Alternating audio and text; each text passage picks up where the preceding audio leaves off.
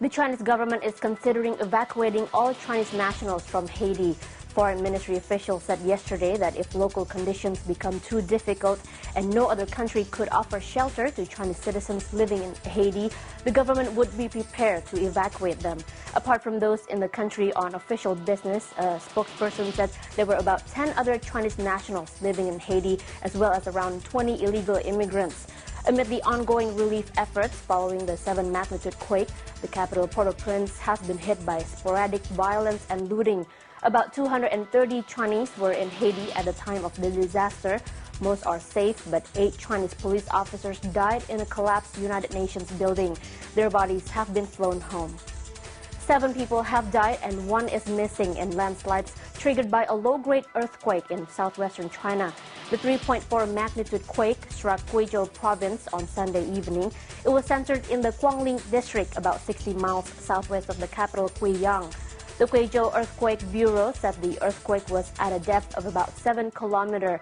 A spokesman said it triggered 2 landslides in separate locations, burying and killing at least 7 people instantly as mud and large rocks tumbled down mountainsides. 9 people were injured and remain in hospital. Gunmen have kidnapped 2 Chinese engineers along with 4 Afghans in the country's northern province of Faryab. A local police official in Kaisar district, where the men were abducted on Saturday evening, said they had been working on a road project in the area with a Chinese company. They were reportedly traveling in 2 vehicles when gunmen seized them. The Afghan Islamic Press news agency said the 6 had been seized by the Taliban. Northern Afghanistan has long been seen as relatively safe, but violence has increased in recent months. In October, the Taliban attacked a police post in the same area and took away 8 officials. The Foreign Correspondent Club of China says the Google email accounts of at least 2 Beijing-based foreign journalists have been compromised. The group said the hackers changed the Gmail program settings so that all messages would be forwarded to unfamiliar addresses.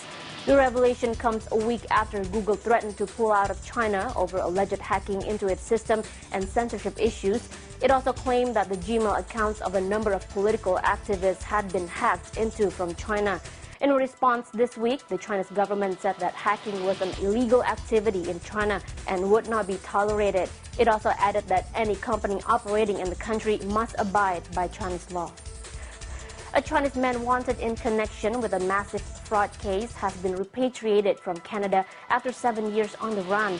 China's Ministry of Public Security says Cui Zili is one of the first criminals deported from Canada since the country and China pledged to strengthen cooperation on repatriating fugitives.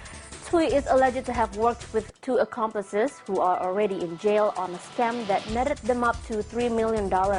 Last December, China and Canada pledged to strengthen cooperation on combating transnational crime. However, Canada is still home to a number of other Chinese citizens wanted by police here. At the top of the list is Lai Changxing, the lead suspect in a $10 billion smuggling operation. He fled to Canada in 1999, and Chinese authorities have been seeking his return to face charges of smuggling, bribery, and tax evasion.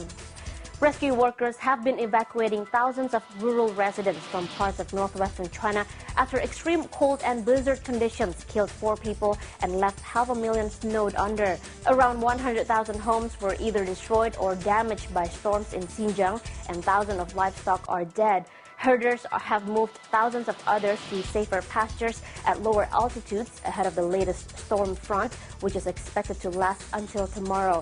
Temperatures in parts of Xinjiang are set to plunge to minus 45 degrees Fahrenheit by midweek, and in the district of Altai, snow is still falling with accumulations of up to 3 feet already. Altai lies in China's extreme northwestern corner, 1,600 miles northwest of Beijing. And that's the BON headlines for now, but we'll be back with more news after this.